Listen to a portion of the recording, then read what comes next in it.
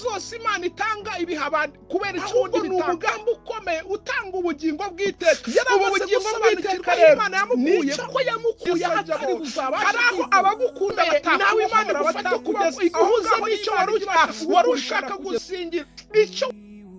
Shalom shalom bene data, kanizere ko mugwe neza muri Kristo Yesu, abari mu mpande enye z'isi n'abari mu ntara enye zose z'igihugu cy'u Rwanda ndetse n'umujyi wa Kigali, mwese muri mu bice bitandukanye, mwese tubifurije ikaze muri aka kanya k'ijambo ry'Imana. Wongere utekereze ubuzima bukomeye ushobora kuzagira hanyuma yo kuva muri iyi si. Wongere utekereze neza impamvu umugambi w'Imana ukomeje kuba mugari ku buzima bwawe. Ndagira ngo utekereze neza ubuzima buhambaye Imana igibasha kurema ku buzima bwawe. Mu minsi nk'iyi ikomeye nawe Imana igufata ukuboko iguhuze n'icyo wari ushaka gusingira. Icyo washaka gusingira nta muryango wakikugezaho, nta nubwo ubwenge bwawe bwakikugezaho, nta nubwo amashuri wize yakikugezaho. Ndagira ngo nkubwire ngo reka Imana igufata ukuboko ituma usingira cya kindi yagambiriye kubasha gusingira mu izina rya Yesu. Imana ishimwe cyane. Ndagira ngo tubanze dusome uyu muririmbyi w'123 utubwira ngo Yesu ni wowe musa mbonyemo, ati amahoro nifuzaga, ati najyaga nyashaka, ati sinyabone, ati ngasuhuza umutima iteka. Ndagira ngo nkubwire ngo uyu muririmbyi yuzura umwuka, yaravuze ngo Yesu ni wowe gusa, ati mbonyemo, ati amahoro nifuzaga, ati najyaga nyashaka, ati sinyabone, ati ngasuhuza umutima iteka. Bivuze ngo yamaze igihe kinini agendera muri iyi si atarizeye umwami Yesu Kristo, yamaze igihe kinini agendera mu bidatunganye, ariko amaze gusatira Yesu abasha kongera kubona amahoro mu mutima. Ndagira ngo nkubwire ngo Yesu niwe mahoro yawe. Ongera utekereze neza icyaguha amahoro. Birashoboka ko wagendera mu byisi byinshi bitandukanye, nubona amahoro ndagira ngo nkubwire ngo Yesu niwe mugabo w'amahoro. Ayo utaboneye ku bavandimwe bawe, ayo utaboneye ku nshuti zawe, ayo mahoro Yesu niyatanga. Muririmbyi arakomeza akatubwira ati nifuzaga uko nakwinezeza, ati nita ku mukiza wanjye, ati nyimwirengagiza, ati ntamwitaho, ati nuko mfatisha urukundo. Bivuze ngo uyu muririmbyi ari asohora indirimbo yaramaze gusobanukirwa aho Imana yamukuye, ko yamukuye hatari buzabashe kwikura. Reka Imana igufata ukuboko iguhuze n'ibyo wari ukwiriye guhura nabyo. Birashoboka ko umaze iminsi wizenguruka, ukata hirya ugakata hepfo, ukajya hakurya no hakuno ukabura inzira, ariko reka Imana yo kabyara yongera ica inzira kugira ngo ubashe kugera ku mugambi w'Imana. Maze iminsi mbwira abantu ngo hari umugambi Imana igibasha kugira ku bayize. Uwo mugambi ni umugambi mwiza, kuko ni umugambi utanga ubugingo. Mwene data, ntabwo uyu mugambi ari uwo gutanga ibyo muri iyi si ngo ari byo tuzanezererwa, ahubwo ni umugambi ukomeye utanga ubugingo bw'iteka. Ubu bugingo bw'iteka rero nicyo kintu cy'agaciro mu buzima bw'abakristo. Hari imiryango uhagazemo nonaha, hari ahantu uhagaze imiryango itagukura, ariko aho ngaho n'Imana ishobora kugukura. Hari inzitizi ziri imbere yawe ureba ukabona nta wundi muntu watakira. Izo nzitizi zose nta wundi muntu wo kuzigukuraho uretse Yesu Kristo wenyine. Ariko reka dutekereze neza, tunibaze, unisubize mu mutima, uvuge ngo ese ibi byose Imana itanga ibihabana kubera iki wundi bitanga? Ati ese njyewe ndabyemerewe? Ni ikibazo wo kwibaza. Ati ese njyewe ubuzima bw'iteka ndabwemerewe? Kubera iki se naba ntabwemerewe?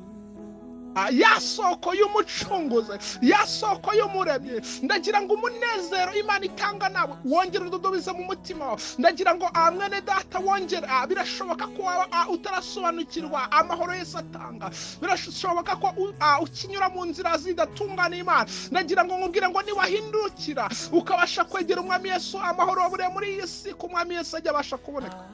Ese waba uri tayari kugendera mu mahoro y'umucunguzi? Benshi twibujije amahoro muri iyi minsi kubera ko tutasobanukiye imbaraga z'umuremyi. Benshi twibujije ubuzima muri iyi minsi kubera ko tutasobanukiye imbaraga z'umucunguzi. Ndagira ngo nkubwire ngo umucunguzi wawe nshuti muvandimwe, ndagira ngo nkubwire ngo umuremyi wawe aracyariho kandi aracyagutegeye amaboko. Birashoboka ko ayo mahoro wayashatse ukayabona, ariko niwagera kuri Yesu amahoro ajya aboneka. Niwagera kuri Yesu ubuzima bujya buboneka. Niwagera kuri Yesu ujya ubasha kubohoka agaca iminyururu yari kuboshye. Kuko umuririmbyi 105 avuze ngo iki? ndagira ngo nkubwire ngo birashoboka ko umaze igihe ugenda mu nzira zitandukanye utarahishurirwa ubuntu bw'umwami Yesu, utarahishurirwa ineza y'Imana, utarahishurirwa byinshi umwami Yesu akora. Birashoboka ko wabuze amahoro mu buzima bwawe nuko utemereye Yesu ngo akuyobore. Ndagira ngo nkubwire ngo ntabwo wabana na Yesu mu buzima bwawe ngo ubure amahoro, ntabwo bishoboka. Ntabwo wabana na Yesu mu buzima bwawe ngo ube mu bwigunge, ube mu bwihebe, ntabwo bishoboka. Uyu muririmbyi atekereza neza avuga ngo mu minsi ya kera narasobanukirwa Imana. Haleluya. ngo mu minsi ya kera ntasobanukirwa Imana, nta mahoro nari mfite mu mutima wawe, ngo ariko Yesu nyimara kukubona ukimara kwinjira muri jye, ati isoko y'amahoro ibasha kududubiza mu mutima wawe. Ndagira ngo ayo masaha nawe isoko y'amahoro y'umwami Yesu Kristo yongere idudubize mu mutima mu izina rya Yesu Kristo. Ati ubuntu bw'Imana butangaje, bwa buntu butangaje. Haleluya. Ati nibwo bwankuyeho imigozi. Ngo byavuye se kuki? Imana ishimwe. Ngo byavuye kugushaka kw'Imana yonyine yambo. Bivuze ngo ibyo utabohorwa n'imiryango yawe, hari aho umuryango atakubohora iminyura umwanzi Satani, aho ngaho ni umwami Yesu ajyamo. Hari aho abagukunda batakubohora, batakugeza, aho ngaho ni Imana igibasha kugukurikana kugeza. Aho umugore washatse murarana ku gitanda kimwe atagufata ukuboko ngakugeza, aho ni Imana igufata ukuboko ikakugeza. Nawe Imana muri iyi minsi igufata ukuboko iguhuza n'icyo ushaka guhura nacyo. Twongeye kuzamura imbere yawe mwami Imana yacu abarwayi bose muri rusange, nubambike ubutware, nubambike imbaraga zo gukiza. Reka umwuka wera Data wera bagenderere asukure imibiri yabo mwami. Dusengeye Uwiteka Nyiringabo Imana yacu umurimo wawe. Muri iminsi bigaragara ko benshi dutenebutse, ariko ijambo ryereka tubwira ngo kuko Uwiteka azi inzira z'abakiranutsi, ngo ariko iz'ababizi zarimbuka. Zaburi 6:1, Zaburi 1:6. Kandi Uwiteka Nyiringabo Imana yacu dusengeye abafite cyangwa se abadafite ibyo kurya. Ni benshi muri iyi minsi bishwe n'inzara, ni benshi bambaye ubusa, ni benshi bari ku misozi itandukanye badafite uko babigenza, ariko niwe ubasha kugira uko ubigenza bikemera. Reka Uwiteka Nyiringabo Imana yacu abo bose turabingingiye kandi tuhamagaye izina ryawe Uwiteka Nyirijuru. Reka mwami Yesu bakira ubutabazi mu izina ryawe Data. Kandi dusengeye n'abantu badafite aho kuba, harimo benshi mwami Imana yacu babuze ubukode bw'ubwishu. Abo bose mu izina rya Yesu Kristo turahamagara imbaraga zawe, turahamagara izina ryawe, kuko nta rindi zina ryo gutakambira uretse izina ryawe wowe Uwera wa Isirayeli, uretse izina ryawe ritanga ubuzima. Mwami Imana yacu turimo turingingira bene Data bari mu misozi itandukanye babuze ubwishu. Abo bose mwami Imana yacu abo benda gusora mu mazu, watanga ubwishu kandi watanga ubuzima. Kandi dusengeye abantu bose batwajwe igitugu n'umwanzi Satani, hari abakiboshwe n'iminyura umwanzi Satani. Kandi umurimbyi aratubwira ngo ubuntu bw'Imana ati nibwo bwankweho imigozi. Mwami Imana yacu nk'uko wankweho imigozi yari iboshye, reka n'aba ngaba bose bakibohewe mu byaha bitandukanye, abohewe mu busambanyi, abohewe mu businzi, abohewe mu bujura. Mwami Imana yacu abarozi, abo bose abatinganye, abikinisha, abo bose turabasengeye mu izina rya Yesu Kristo. Reka ukuboko kwawe kw'iburyo kubafate mwami. Uwiteka mwami Nyirijuru, nufatishe ukuboko kwawe mwami Imana yacu bano bose bakiri mu ngeso mbi, kandi izina ryawe Data rihabwe icyubahiro, izina ryawe mwami Imana yacu rikomeze kwamamara. Turakwinginze mwami Imana yacu Data, reka utange abakizwa ugabanya abarimbuka. Turabizi ko muri misiyo yakuzanye byari kugira ngo ubashe Uwiteka Nyiringabo Imana yacu gucungura umuntu. Rero aba bose mwami bakiri mu ngeso mbi turabahamagarira Uwiteka Nyiringabo, turabatabariza kuko Uwiteka mwami muri iyi minsi ibyaha biragwiriye, mwami ubusambanyi buragwiriye.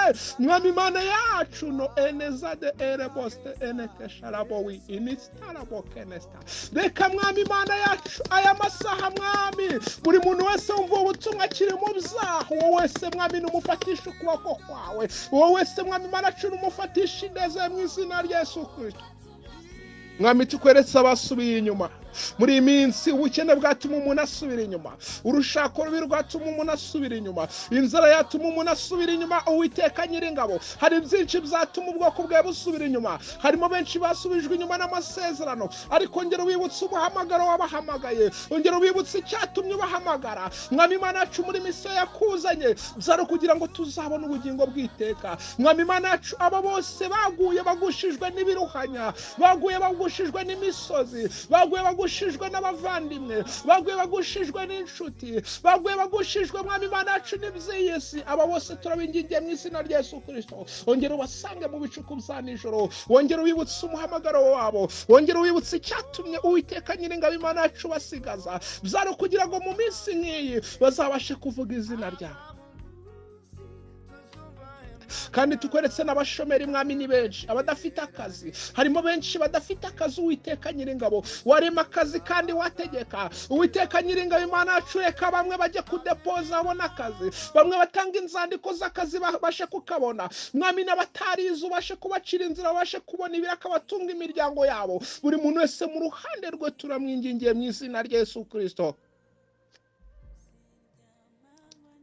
Kandi tukweretse n'abafunzwe mwami, hari benshi bafunzwe barengana, hari benshi bafunzwe bazira izina ryawe, hari benshi bafunzwe Uwiteka Nyiringabo Imana yacu barenganywa. Abo bose mwami Imana yacu turabingingiye. Nyirijuru ni wowe wenyine wo kwiringirwa, ni wowe wenyine wo kwizerwa, ni wowe wenyine mutabazi dufite.